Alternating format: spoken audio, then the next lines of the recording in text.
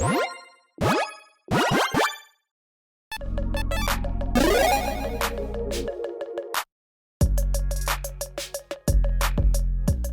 everyone, Mitch coming in from the Commander's Course Studio. Welcome to the show. So on today's episode, I'm going to be talking about some cards that, well, might receive some eye rolls, some or some yeah, that might be a bit aggressive, but yeah, let's talk about some turn 2 plays that are hated in Commander. So there's a lot of different reasons that a card might get those eye rolls, those or the huns, yeah, when they hit the table, and turn 2 is so early that you might already throw the table off just a little bit, and players might be like, I am coming after you right away now, because you've upset me this way. Dauthi Voidwalker can definitely do that. A 3-2 Dauthi Rogue for 2 mana in Black Shadow basically means that it can't be blocked and can't block, but sure, if your opponent also has a Dauthi Rogue, or any other random creature that is shadow, which there are very few of them, then sure, you can block each other. If a card you put in your opponent's graveyard from anywhere, instead exile with a void counter on it,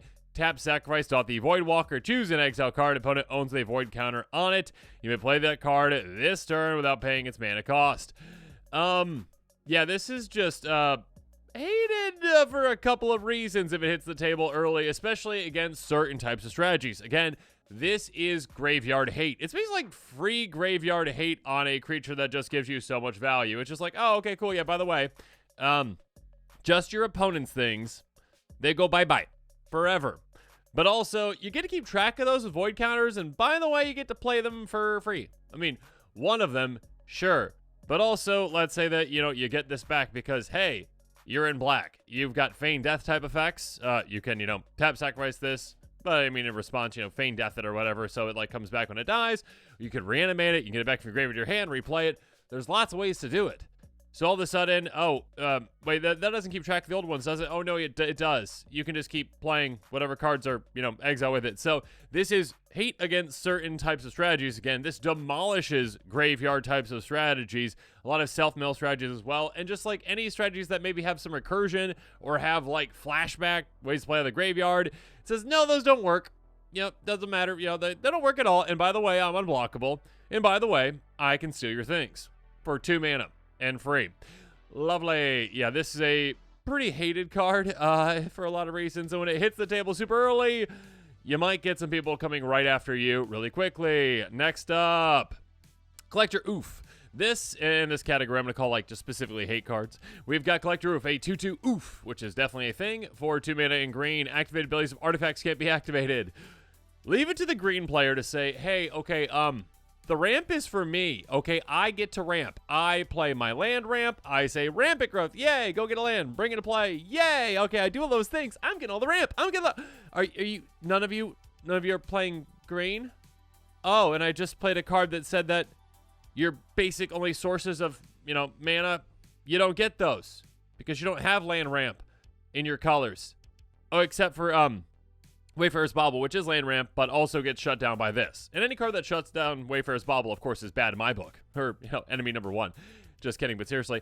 Yeah, this shuts down, I mean, every single kind of artifact, right? There's also commanders that are artifacts that have abilities that are activated. Now, they can't be. This also shuts down, I believe, and correct me in the constable if I'm wrong on this, any artifact lands, too, would get shut down as well. So this shuts down a ton of things, again, super early, a lot of relevant things, and again, it is, ironically, on a card that is in green, which is the only color with actual, like, land ramp synergies. You know, I guess white is starting to get some, like, some circumstantial ones, I should say. Like, go get a plains if an opponent's got more lands than you. Sure, okay, there's some ways to get around this. Aside from taking out, of course, yes, you can. Obviously, with any of these cards, really. Yeah, Counterspell solves that. Sure, yes, it does. But still, when this hits the battlefield super early, you're going to get some eye rolls from opponents. You're going to get opponents who are like, that needs to go away because I was depending on my mana rocks and now I can't. Yeah, Collector Oof is, ooh, that's a card we're going to like. When you see it, you're like, oof. Yeah, that's probably why it's called that. Next up. Grand Abolisher, a 2-2 human cleric for 2 mana in white that is now just $5. That is scary that this might see more play. During your turn, your opponents can't cast spells or activate abilities of artifacts, creatures, or enchantments. It's not really, it is kind of in a way a hate card, I guess. I was gonna say, it's not really a hate card, but it kind of is. It's a hate bear type effect, I should say, but this is like, you can't stop me on my turn, which sometimes, not all the time, does pair with combo. Because if you're on your turn and you're like, hey, you can't interact on my turn, you can just combo on your turn without your opponents doing anything. I mean, I guess technically they could, let me know in the comments below if I'm wrong on this, but I believe technically morphing is non-activated ability. It is a special action. Magic's got some weird weird rules. I can't talk. So like a will breaker, sure, that could change it. But like outside of very specific circumstances, like no, you don't do anything on my turn. So you can't counter my things on my turn. You can't do anything on my turn. I'm doing whatever I want. Players like interaction for the most part, unless you're me when I was playing a Boggles deck in Standard a while back. Thank you, Glade Clever Scout. I love you. Thank you, Ethereal Armor. I love you. But typically, players like to be able to interact, and this says you can't do that on my turn. So there you go. Next up, players in Magic, especially in Commander, love ETBs. Blink is one of the most popular strategies in Commander. In Hushbringer, very, very easily just simply says, hey, I'm 2 mana. I'm below the ground. I'm a 1/2 fairy flying and lifelink. Yay, relevant things. And also, by the way, creatures entering the battlefield or dying don't cause triggered ability to trigger. So this shuts down, again, both sides of the equation. It shuts down, hey, your Teysa Karlov deck that you absolutely love and is pretty powerful, and you got all these creatures, and you're like, I'm going to sacrifice them for value. And this like, turn 2, nope, you better stop this, or you're not doing anything. And then also, of course, on the ETB side, again, your Brago deck. Oh, man, you love all those ETBs. Great. Too bad you don't get them. Now, yes, you get them on other things outside of creatures, sure. But the vast majority of cards in those decks are built around creatures, again, dying or creatures entering the battlefield. So, yeah, you need to stop this. And if you don't, well, you're in trouble. So, again, this can be just like a turn 2, shut down a player until they can hopefully find some kind of a way to stop this. Moving on, rest in peace. Very similar to Duffy Voidwalker, but like not like you're stealing your opponent's things. This is just like, hey, graveyards don't equate at all. Enchantment for 2 mana in white. When enters the battlefield, exile all graveyards. This one at least applies to you too, right? You're not going to put this in a deck where you're like, I care about my graveyard. No, this is like, oh, I don't care about graveyards at all, including mine. Goodbye, all graveyards. This is less than $1 now. Gross. If a card or token put your graveyard from anywhere, a graveyard from anywhere, exile instead. So again, graveyards are not part of the equation ever again in this game until this is dealt with, all right? You don't get any triggers for something hitting the graveyard. You don't get anything in your graveyard. You don't get to access your graveyard. If you're milled, it's basically mill exile. It is gone. So, yeah, some players, again, with certain strategies out there, don't like when their graveyards are messed with. Or again, players like the Teysa Karlov player who has death triggers going on, need those death triggers. And this says, you don't get death triggers, it's exiled instead. So, yeah, this can shut down some strategies. And some players don't exactly like that. Next up, Thalia, Garden of Thraben, a 2/1 first striking human soldier for 2 mana in white. Non-creature spells cost 1 more to cast. Who's this going to upset? The Spellslinger player over there who's like, okay, well, I guess I'll pay 2 mana to draw my 1 card with a cantrip. Thanks. Yeah, you're going to be enemy number 1 to them. Any kind of a taxing effect, generally, it depends. It really depends. Like, we'll talk about some things here in a little bit, some more obvious cards to include in this list, but ones that don't see a lot of play because, yeah, that's like just something which players like kind of agree to the most part when it comes to casual Commander, where you're like, we're just not going to play those. We just don't do that. This one is not so. I mean, this one is relevant in human decks. It's relevant in soldier decks. And it's a low-to-the-ground creature that's got first strike and you can do some fun things with. And, hey, if you're playing just a bunch of creatures, yeah, I'll slow down my opponents a little bit. So, again, this is a card that can be pretty hated if you play it super early. Again, especially if you play it and then all of a sudden players after you're like, my next turn I was supposed to play my mana rock, but yeah, I guess not, because next turn I'm on 2 mana. I can't play my mana rock because it costs 3. I don't like you anymore. So yeah, non-creature spell like Spellslinger, Artifact Synergies can definitely get shut down with this. Next up, Survival of the Fittest. First of all, hey, $188. This card I believe is on the reserve list. Enchantment for 2 mana in green, pay a green. Choose to discard a creature card. Search live for a creature card, reveal that card to all players. Put in your hand, shuffle your library afterwards. It's weirded in a weird way. Basically, pay a green mana, discard a creature, go get a creature, put in your hand, done. That's essentially what it's. I guess you got to shuffle too, but there you go. It's wordier, but still. This is a card that is incredibly powerful. So again, kind of like Dothy, you've got like a mix of cards in this episode where we talk about cards that are, okay, strictly hate cards. Like, hey, you know what? You have your strategy that is graveyard-centric. You got to deal with this, or your strategy does not work at all. You got cards like Dothier like that, plus this, because I'm powerful too. This one is more, I would say, power level and time, and also combo potential. There's a lot of factors to this one where it's like, okay, number one, if someone is playing this who doesn't know what they're doing with it, which you'd assume that they did because this is a very expensive card, I guess, unless they proxied it, it can take a while for someone to search through their deck and go find the exact creature they want for the situation that they're in. That can be like a minute each time they do so, maybe even more. And this kind of a card is super easy to activate many times throughout the game, of course, because it's a single mana and discard one creature card. So as long as you meet those requirements, you're like, okay, I search again. All right, everyone, just sit around while I do this. Oh, but there's that over there. Okay, well, I need like, oh, but what like Reclamation Sage, just in case I need to get rid of that. Oh, wait, but no, but this scenario with this, oh, the Angel of the Ruins is better because it's going to exile that, but I don't have enough mana right now. Okay, well, now how about this? Oh, wait, no, I don't know. Okay, I need to draw some cards. Some old Drifter. Yeah, it can definitely be a little irksome if someone's just like, okay, I'm using this powerful card. Not very well. It's fine to take your time with these kind of things, but again, when it comes to time, you still need to be respectful of your opponents as well. So I recommend that if you have something like this, which is a repeatable tutor for your deck, you're practiced and you kind of know what's in your deck and what you're going to be using it for. That being said, obviously this just being a high power level card that is like, I turn my Llanowar Elves into Blightsteel when I need it.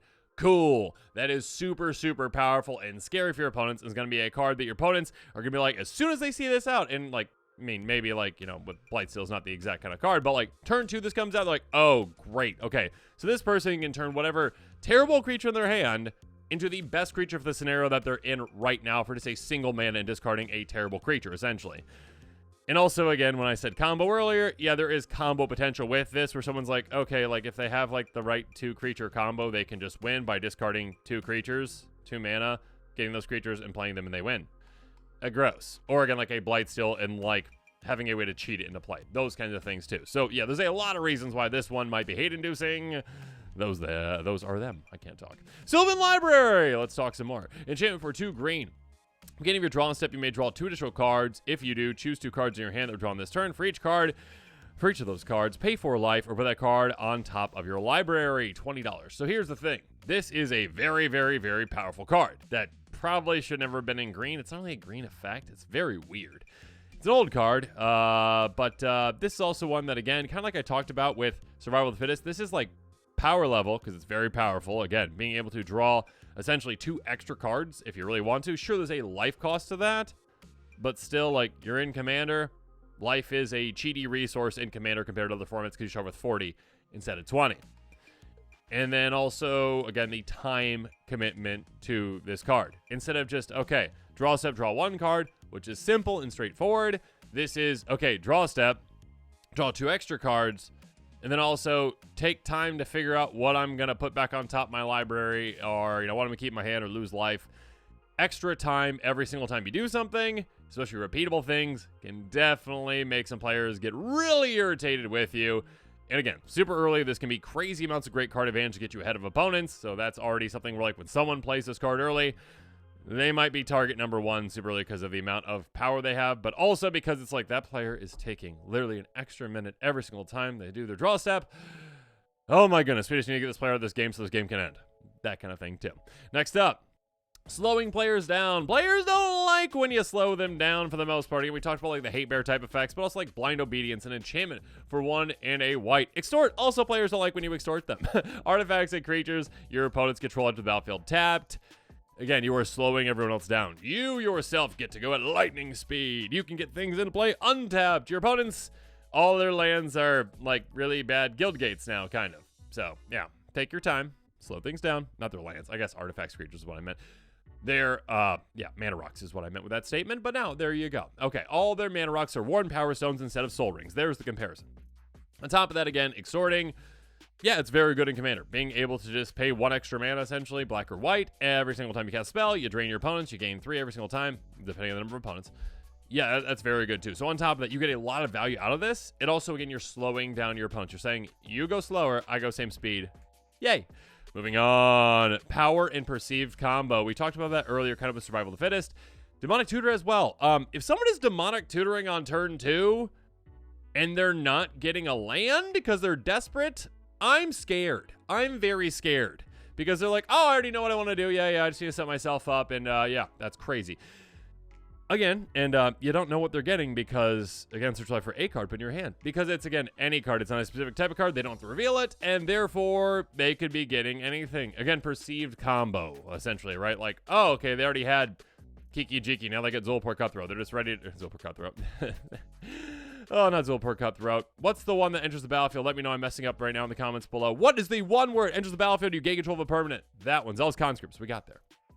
Starts with a Z too, so that's why I got there. But yes, being able to, again, just perceive that someone is off to an incredible start super early on turn 2, being able to go get whatever card of their deck they need for the situation they're in. They're like, oh, yeah, okay, cool, I got that. Unless they're, like, desperate, like, oh, man, I really just missing my land drops. They could be lying about that too, but like, to get a land, I need to go use this. Haha, isn't that funny? Unless they reveal the card to you and say, like, yeah, this forest is what I need. Cool, play it. Thank you. Then I'll be like, okay, that player is super far ahead because they just demonic tutor on turn 2, and they're doing some crazy things. Moving on, Archivist of Ogma. This one is a lot of value. Again, basically power level. Just, hey, a 2/2 Evelyn Cleric with Flash for 2 mana. Whenever the opponent search library, you gain 1 life and draw a card. Do you know how many times a game players search the libraries? It's a lot. It's a ton. It's not just, again, and players would think like, oh, well, I don't play in a group that plays a lot of tutors. That doesn't matter. I mean, it does matter, but the amount of tutors is not as impactful on this as the amount of times players search the library for other reasons. Like, oh, I don't know, Cracking and Evolving Wilds, Rampant Growth, Wayfarer's Bauble, Ramp mostly, or Mana Fixing. Again, we are getting more and more and more applicable fetch land type cards, even on budget, right? You got Escape Tunnel recently, and now we also got the cycling sacrifice fetch land ones. I don't know what we call those. They're like tri-fetches in a way. I don't know how we describe and someone in the comments will let me know what that's called for Modern Horizons. Does it have a name yet? Regardless, we got 10 more of those. So yes, fetch lands are very, very, very good because, I mean, they are, filtering through your deck a little bit, and they're also getting you the land that you need for the most part. So they're very good. And also they play landfall. There's a lot of reasons why they're good, and those cycle too. So we're going to see more and more of those. And also ramp spells are, of course, very powerful in Commander. So this is going to have a lot of applicability, and this gives that player an absurd amount of advantage super early. If that opponent plays this against me, is it going to stop me from playing my Rampant Growth? No. I'm still going to ramp on turn 2 or turn 3 of the Cultivate. You still need to do that to make sure your deck is working. That being said, again, in a format like Commander, this player gets like triple the benefits because they're getting the benefits of the other opponents as well. And every single time someone plays an Evolving Wilds, they're not going to be like, oh, well, I don't want that player to draw a card and gain a life, so I'm not going to crack this. Especially if it's early in the game, you have to. So yeah, the amount of value a player can get with this is pretty crazy. Next up, Mesmeric Orb. I will mention that I personally am not a player that gets upset when players mill me. I just find that to be part of the game. I do understand that other players find that upsetting. So Mesmeric Orb is definitely a card that can irk some players that don't like to be milled. So there you go. Artifact for 2. Whenever a permanent comes untapped, that permanent's controller mills a card. This one definitely sees play. It can see play in like some combo synergy. It can see play in a lot in self-mill mostly. But yes, it can also be a card that does mill opponents. Like it just happens to mill opponents too. Like even if that player isn't trying to mill players out, it still just happens to mill the opponents. So some players don't like seeing their cards put in their graveyard, and if they don't have ways to get access to them again, they don't like when they like lose their best cards and they're like, oh, well, I would have drawn that. Well, yes, but you milled it. So yes, it is a card that to some players they just don't like because, again, some players don't like mill. Next up, this one's a bit more specific, but we're going to talk about these as well. Humble Awakening. This is a card that definitely can go in group hug synergies. Some decks just want to play group hug. Some players out there don't like group hug being a thing. And a card like this coming down turn 2 means, hey, everyone, we all get value. It's like the opposite of Hate Bear, where it's like, everyone else pay more. This is like, no, everyone pay less. Artifact for 2, spells cost 1 to cast. I have played this card. I play this card in a couple of decks that I have built. One that I'm not allowed to play anymore by myself. I make it so I don't play it anymore. It's not anyone's telling me I can't play it. But yeah, Joyra, you've been retired, except in very specific scenarios. Because Artifact Storm, who knew? Players don't like to watch you play Solitaire for 20 minutes most of the time. Some do, but most don't. But yes, this is a very good card when it comes to Artifact synergies. But also, it's just like you could throw it in a group hug deck because Oh, okay, cool. Group hug. Let's everyone do things quicker. Let's everyone get resources. Everyone gets card selection. Everyone gets card advantage. Everyone gets mana advantage with a card like this. Again, everyone's spells cost 1 less cast. So the other player who's like, I was going to get more value out of other things. You know, I can get ahead, but now that player is helping other players get ahead. Some players don't like to play against group hug. So there you go. Kind of along those lines, Howling Mine. Artifact for 2 at the beginning of each player's draw step. If Howling Mine is untapped, the player draws a card. This can actually be kind of salt-inducing, some hated card for 2 reasons, like on both ends of the spectrum.